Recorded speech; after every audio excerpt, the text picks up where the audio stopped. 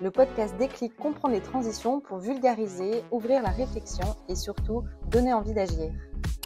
Bonjour, bienvenue sur le podcast de One Experience, le podcast Déclic. Aujourd'hui, on reçoit Mathilde Bécourt. Bienvenue sur le podcast. Merci Chloé. Alors, tu es experte et consultante en engagement, gestion des jeunes talents. Et tu es aussi la fondatrice du podcast Paris Gagnant, dans lequel tu explores ce qui crée du lien social en entreprise. Est-ce que tu veux nous en parler un petit peu de cette activité, de ces doubles activités? Oui, avec plaisir. Donc effectivement, on vient en fait faire des ateliers auprès de managers, donc managers de proximité, ceux qui sont en contact direct avec ces jeunes talents, et auprès de dirigeants selon la taille de la structure et de l'entreprise. Et l'idée, c'est de venir vraiment déconstruire déjà ce qu'on sait de ces nouvelles générations, ce qu'on comprend, de ce qu'on vit au quotidien, et de venir en fait recréer de l'engagement, comment on recrée ce lien.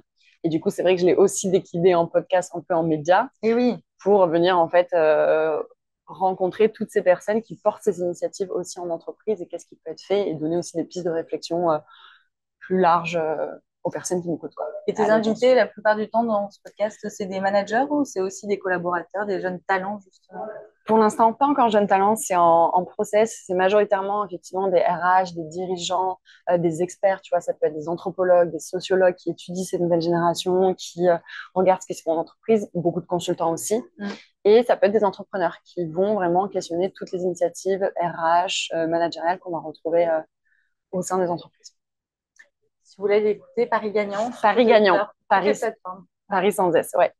Alors, dans quelle mesure, d'après toi, la jeune génération, par ses attentes et ses valeurs qui évoluent, elles influencent l'évolution de cette génération de travailleurs et comment elles contribuent à redéfinir les formes de désengagement au travail? Si tu veux, je pense qu'il faut voir, ce que j'aime souvent dire, c'est qu'il faut voir ces nouvelles générations un peu comme un catalyseur, un révélateur de toutes les transformations qui se passent dans la société et donc dans le monde du travail, de toutes ces évolutions-là. Et souvent, quand on me dit, mais Mathilde, pourquoi tu travailles sur ces nouvelles générations? Alors certes, c'est un filtre d'entrée, mais ce que j'aime dire, c'est que les seniors aussi vivent ces évolutions-là. On a tous écho de personnes qui, à 60 ans, sont, je sais pas, de grands DRH de grandes boîtes et font des burn-out et revoient leur équilibre, leur harmonie de vie pro, vie perso. Et donc, c'est souvent que ces jeunes générations, elles le verbalisent en fait. Le verbalisent plus que d'anciennes générations au sein du travail parce que elles n'ont pas les normes que nous, on pouvait avoir au travail, en entreprise, que ce soit en start-up, PME ou ETI. Donc, il y a ce volet-là qui est très présent chez ces jeunes générations. Et elles viennent en fait re-questionner les normes. Elles viennent redéfinir de nouvelles normes qui sont aujourd'hui un peu Pourquoi, d'après toi, obsolètes. elles sont plus à l'aise sur le fait de communiquer là-dessus? Parce qu'elles sont plus, elles sont acculturées. Si tu veux, elles n'ont rien connu d'autre. Elles voient ce qui se passe aux alentours, enfin, dans la société de manière systémique. C'est aussi des personnes qui manifestent, c'est des personnes qui sont très engagées. On parle d'écologie, on parle de tout ça. Et donc, en fait, elles voient, c'est un peu pareil dans le monde politique, elles voient un peu des dissonances entre les actions et les discours qu'on peut avoir dans les entreprises, mais aussi au niveau de la société de manière générale. Est-ce que tu penses que la quête de sens dans tous les engagements qu'elle entreprend, cette génération, est-ce que ça un impact aussi? Évidemment, bien sûr. Sans parler de quête de sens, parce que des fois, ça peut être très abstrait pour les gens. On a l'impression que c'est un truc ésotérique, pas du tout. C'est vraiment quelle utilité j'ai. L'action que je fais au quotidien, quelle utilité j'ai pour les clients finaux, auprès de mes équipes, auprès des personnes avec qui je travaille, où est-ce que je me situe dans la chaîne, tu vois, et de savoir à quoi je contribue. Et ça, effectivement, ça prend vraiment de la place, et savoir à quoi je contribue et dans le bon sens. Typiquement, si elles se disent, mais en fait, finalement, je fais ce boulot, mais ce boulot, il va contre des valeurs profondes que j'ai, et je sais qu'il y a un impact négatif sur la société, sur l'environnement, sur peu importe, effectivement, ça va dissonner. Et donc, si en plus, elles ne le voient pas dans le management de proximité, Bien sûr. c'est clair qu'il y a un vrai désengagement pour le coup. Et quelle est ta vision des premiers signes de ce désengagement? Comment ça se concrétise, notamment chez ces jeunes? Et chez les moins jeunes Et aussi, chez pour les le moins coup, jeunes. ouais. Est-ce que du coup, les désengagements ne seront peut-être pas au même endroit, au même niveau? On pense souvent que tu sais que c'est un comportement qui va être très bruyant, que quelqu'un de désengagé, enfin, ça va être très bruyant, très visible. C'est faux, c'est surtout presque invisible, c'est très silencieux. Tu vois, pendant longtemps, on a parlé du fameux quiet quitting, de cette démission un peu silencieuse, où on vient faire le minimum syndical et on part très vite à 17h tapantes, on badge à la borne.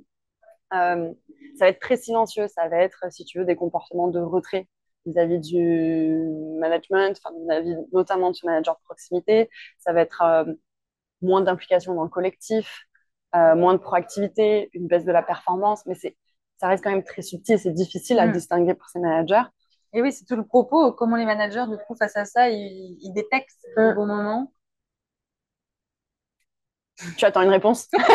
Ah non, en fait, je réfléchissais à l'expert qu'on a interrogé juste avant toi et qui nous parlait un petit peu de ces moments qu'il ne faut pas Mm. louper en tant que manager pour bien savoir réengager les Mm. collaborateurs au bon moment Mm. avant qu'ils partent, parce elle Ouais. expliquait que la jeune génération, aujourd'hui, elle n'hésite pas, elle part. Ouais. Si ça n'a plus de sens, si ça ne lui plaît plus, elle part par rapport à la Ouais. génération un peu plus...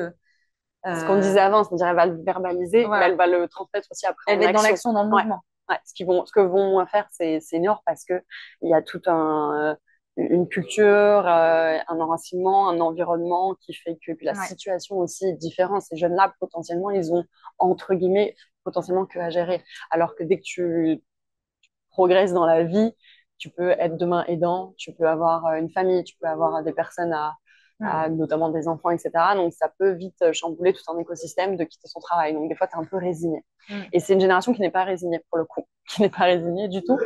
Et, euh, et j'ai oublié un peu ta question. Oui, tu disais qu'il y a des étapes que la personne Bah, avant toi. oui, voilà, qu'il y a des moments et il faut pas les louper en tant que manager pour détecter au bon moment et savoir bien communiquer, bien observer, expliquer et, euh, Mm, et que ça se fait pas de la même manière avec les seniors ouais. ou avec les jeunes.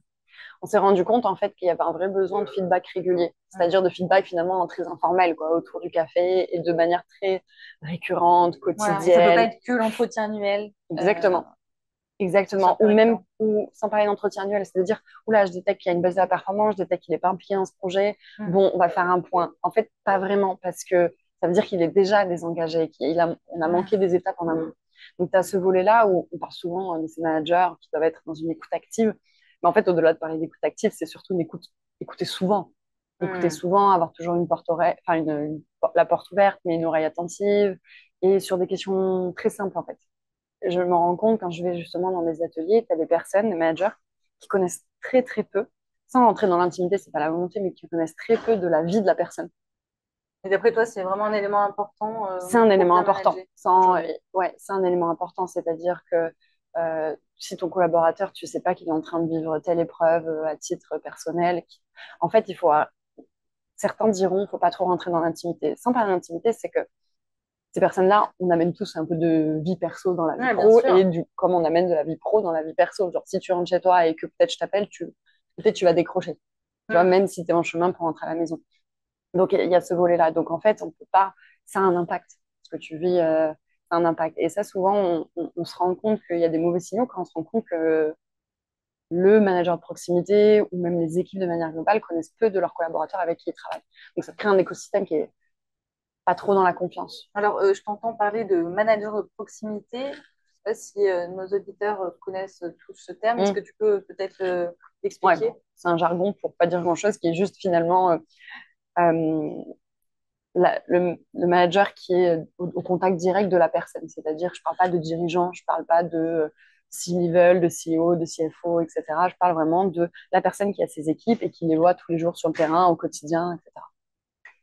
Et donc, pour créer ce climat de confiance, donc d'après toi, donc, tu disais donc l'écoute, de l'observation, de l'intuition aussi peut-être un petit Du peu, feedback le régulier feedback. et du feedback croisé aussi. C'est-à-dire qu'il y a une espèce de culture de la reconnaissance, culture de la confiance qui se fait dans les deux sens. C'est Hmm. pas parce que je te manage que tu n'as pas le droit de me dire ce qui va pas ou que j'ai pas le droit de te dire est-ce que, euh, est-ce que dans l'ensemble, enfin, comment tu me trouves en fait en tant que Donc, manager? un peu d'humilité. Ouais, potentiellement, mais Ouais. sans en faire quelque chose de très formel, mais c'est de dire, au fait, sur tel projet, une fois que le projet est fini, sur tel projet, notre manière de travailler, comment tu l'as perçu, est-ce que c'est OK pour toi? Parce qu'en fait, Hmm. le boulot d'un manager, c'est quoi finalement? T'as la stratégie d'un côté, donc comment je fais en sorte que j'adresse la stratégie, que je le décline en action et que j'adresse ce que veulent les dirigeants, ce que veut l'entreprise et que je crée la vision. Et en même temps, comment j'adresse l'individualité. Hmm. Voilà, Le personnaliser, tu veux ouais, dire les exactement. rapports, les C'est ça, relations. ouais, exactement, l'individualité. C'est-à-dire qu'on ne peut pas appliquer un manager, on parle souvent de style de management, mais en fait, on peut avoir différents styles selon la personne qu'on a. Hmm. Et ça, c'est quelque chose, c'est une habilité un peu socio-cognitive de me dire, bah, telle personne, elle réagit peut-être mal à la pression, elle préfère avoir des feedbacks très très C'est réguliers, hyper enfin, intéressant et d'avoir une d'adapter tout approche un ça, peu générale, mais aussi c'est ce que tu disais, de d'individualiser. comprendre et de connaître ses collaborateurs pour être dans une approche un peu ouais, personnalisée et différente avec chacun pour savoir Ouais, ouais. lui parler, quoi. Et garder une cohérence, en fait. C'est ça Mm. le bon manager, c'est garder une cohérence aussi avec la stratégie. Typiquement, tu prends un exemple de télétravail. Ok, je veux plus de jours de télétravail. Je vais le dire à mon manager. La politique, elle est de 2 jours de télétravail. Comment À quel je, moment? à Mm, quel moment je dis oui, à quel moment je dis non. Et si je dis non, enfin, c'est aussi savoir dire non, tu vois. Pourquoi je dis non, tu vois. mm, mm. Et si demain, cette personne-là se rend compte que elle va dans une autre BU, dans la même boîte, dans la même entreprise, et que Paul, il a eu, lui, Le traitement? il a eu un traitement de faveur. Ouais. Donc, c'est à quel moment, sans parler de traitement de faveur, mais à quel moment je dis oui, à quel moment je dis non, et comment c'est expliqué par rapport entre la stratégie, la politique d'entreprise et Mm, l'individualité, le cas de la personne. mm. Tu vois, typiquement, on parlait des aidants. Bon, bah, il y a peut-être un traitement de faveur pour ces personnes-là, tu Bien vois. sûr. Mm. Mais il faut l'expliquer. Ouais, il faut l'expliquer, il faut pouvoir le rationaliser d'un point de vue RH, Mm. ou alors il faut l'appliquer à tout le monde aussi, c'est-à-dire qu'on comprend que la politique pour les aidants elle est de telle, je dis une bêtise, elle est de 3 jours, donc on va faire en sorte de l'appliquer pour tous les autres aussi, tu vois.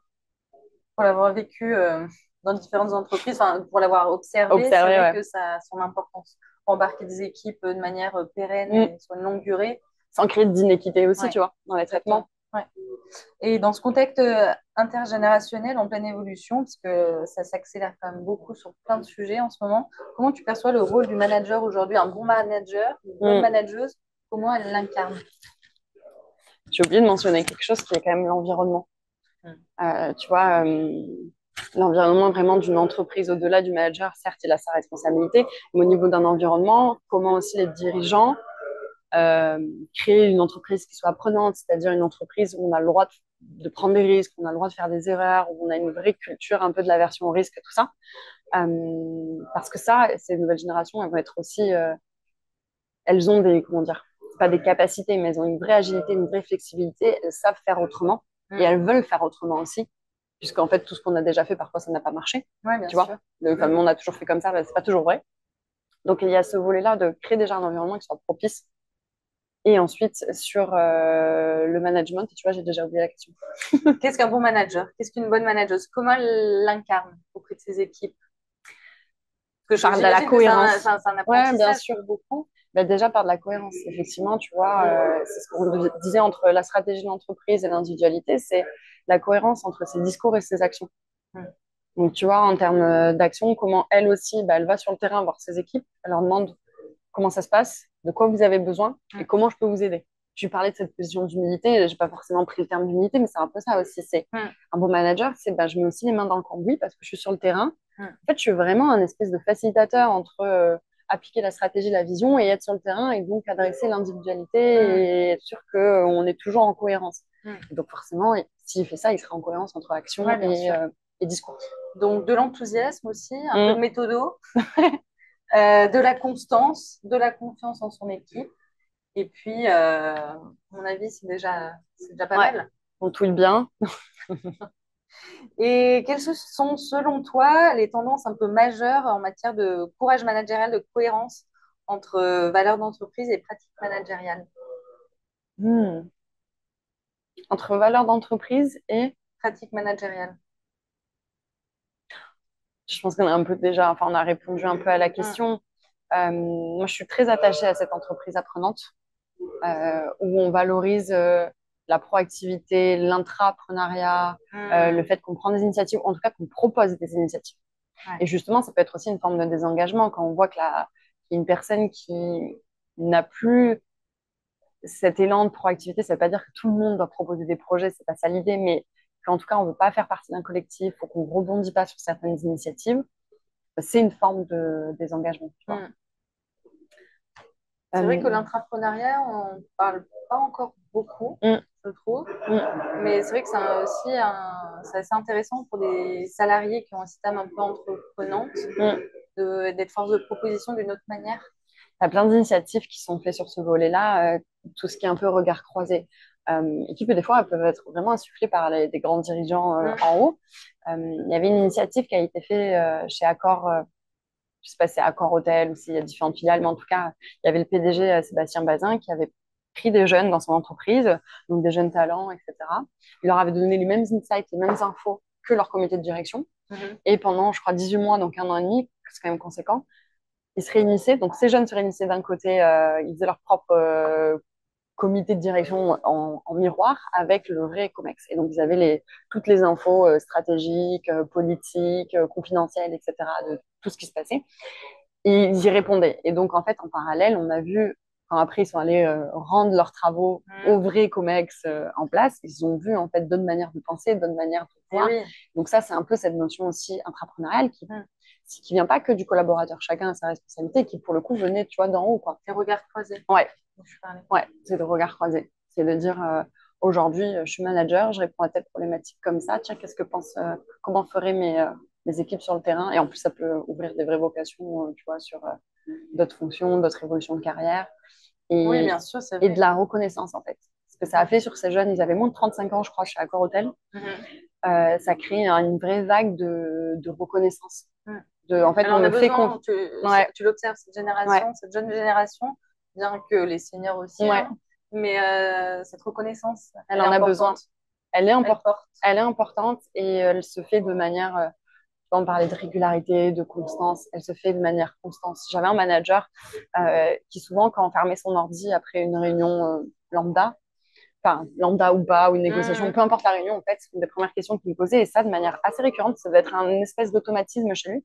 Il me disait souvent, qu'est-ce que tu en as pensé? Avant même, lui, d'ouvrir la bouche et de me dire, putain, Jean-Michel, sur la négo, il a été dur, tu vois. Il me disait, qu'est-ce que tu en as pensé? Et donc, ça te responsabilise Bien dans, en sûr. fait, Y avoir une réflexion, de la l'esprit développer. critique. C'est pas parce qu'aujourd'hui, c'est mon manager et que c'est majoritairement lui qui a mené la négociation que moi, j'ai pas besoin de développer cet esprit critique parce que demain, ça sera moi à sa place, tu vois. Ouais. C'est ça le but aussi d'un Ouais, manager, bien c'est de faire sûr. monter les personnes en compétences. Et donc ça crée ce premier volet-là. Et le deuxième volet, c'est que ça l'importe ce que je pense, comment je l'ai vécu, comment Oui, je me ça te donne sens. une légitimité malgré le jeune âge qui peut être Exactement, présent. exactement. Et on parle d'une question, Ouais, tu vois. c'est clair. Les leviers sont quand même relativement simples et je pense pas qu'il y ait besoin d'un budget supplémentaire pour créer Ouais, cette clairement. énergie-là. Ouais. Pour conclure cet épisode, Mathilde, est-ce que tu peux nous donner un petit peu les tendances qui émergent pour faire de l'entreprise un véritable un terreau fertile de talent? Hmm. Je reviens à... enfin, c'était Einstein qui disait ça, c'est que si tu juges un peu la capacité, enfin, comment dire, l'intelligence d'un poisson à sa capacité à grimper aux arbres, bon, bah, il va penser toute sa vie qu'il est bête. Donc, on revient un peu sur l'environnement et l'entreprise apprenante. C'est créer un terreau, ça veut dire travailler l'environnement. Ouais. On n'engueule pas la plante si elle pousse pas. On fait des choses sur le terreau. Bon, bah, c'est un peu ça. Comment je crée un environnement qui soit propice à développer ses talents? Qu'est-ce que je mets en place? Comment je responsabilise toutes les parties prenantes, que ce soit les clients, les prestataires, mais aussi, on a parlé beaucoup des managers, c'est vrai, les pauvres. Oui, Mais il y a aussi les RH. bien sûr. Il y a Parce plein qu'en d'autres fait, fonctions. aujourd'hui, tout le monde bosse un peu en transverse, c'est ça qui est intéressant. Ouais. Et par rapport à un dernier sujet, l'intelligence artificielle qui prend beaucoup de place aujourd'hui dans les ressources humaines, comment elle s'intègre aussi sur la gestion de ses talents? Est-ce que c'est un levier intéressant, puissant aujourd'hui C'est un levier puissant, à mon sens. pour les recruter, pour les garder? Ouais, c'est un levier puissant dans le sens où l'intelligence artificielle, ce qu'elle a de bien, c'est qu'elle vient aussi un peu augmenter d'autres métiers. Typiquement, le métier de manager, on se dit, on veut plus un manager expert. Mais qu'importe les générations, hein, tu vois. Je pense qu'on veut plus un manager expert parce que les compétences, on peut les trouver. Grâce à l'intelligence artificielle, tu vois, les compétences, c'est un peu les hard skills, c'est facile à les développer. Enfin, il y a plein de choses qui font que c'est facile. Mais comment de manager expert, on parle, c'est un manager coach. Comment on augmente cette relation, qui est un manager qui, tu vois, nous donne une vision, une stratégie, qui nous permet de nous projeter comment nous on peut évoluer au sein de l'entreprise, individuellement, etc. Et donc l'IA sur ça, et c'est pour le coup un terreau, un terreau pour venir décupler ce qu'on sait faire de bien, c'est-à-dire de l'humain, quoi. Eh bien, merci beaucoup pour tes éclairages, Mathilde, ton expertise sur ces thématiques très intéressantes. À bientôt pour un nouvel épisode sur Déclic.